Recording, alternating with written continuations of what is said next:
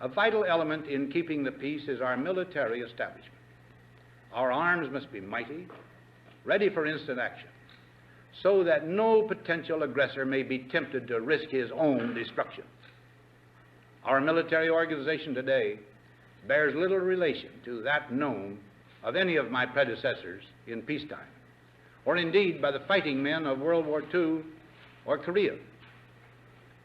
Until the latest of our world conflicts, the United States had no armaments industry.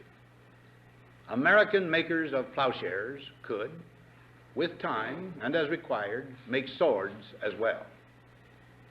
But we can no longer risk emergency improvisation of national defense. We have been compelled to create a permanent armaments industry of vast proportions. Added to this, 3.5 million men and women are directly engaged in the defense establishment. We annually spend on military security alone more than the net income of all United States corporations. Now, this conjunction of an immense military establishment and a large arms industry is new in the American experience. The total influence, economic, political, even spiritual, is felt in every city, every state house, every office of the federal government. We recognize the imperative need for this development, yet we must not fail to comprehend its grave implications. Our toil, resources, and livelihood are all involved. So is the very structure of our society.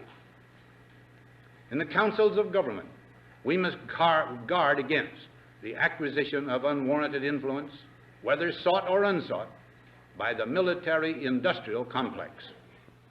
The potential for the disastrous rise of misplaced power exists and will persist. We must never let the weight of this combination endanger our liberties or democratic processes. We should take nothing for granted.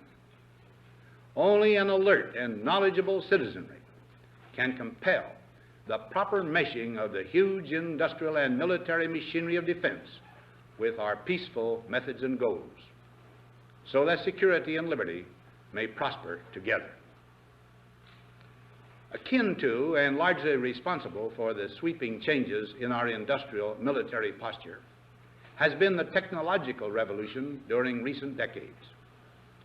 In this revolution, research has become central. It also becomes more formalized, complex, and costly.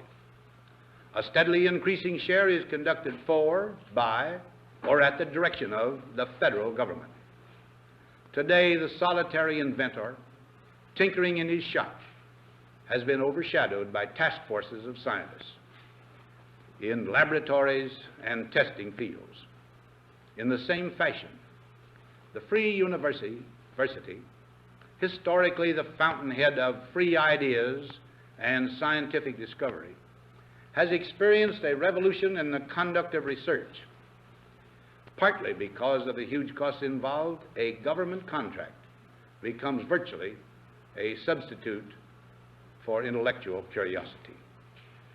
For every old blackboard, there are now hundreds of new electronic computers. The prospect of domination of the nation's scholars by federal employment, project allocations, and the power of money is ever present and is gravely to be regarded. Yet in holding scientific research and discovery in respect, as we should, we must also be alert to the equal and opposite danger that public policy could itself become the captive of a scientific, technological elite. It is the task of statesmanship to mold, to balance, and to integrate these and other forces, new and old, within the principles of our democratic system, ever aiming toward the supreme goals of our free society.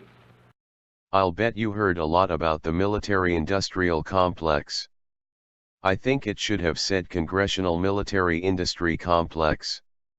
We know Congress appropriates the money for the military to spend. I'm thinking this is the first you heard of the Congressional-scientific complex. Do you think there are stipulations spoken or unspoken that come with government research grants? What say you?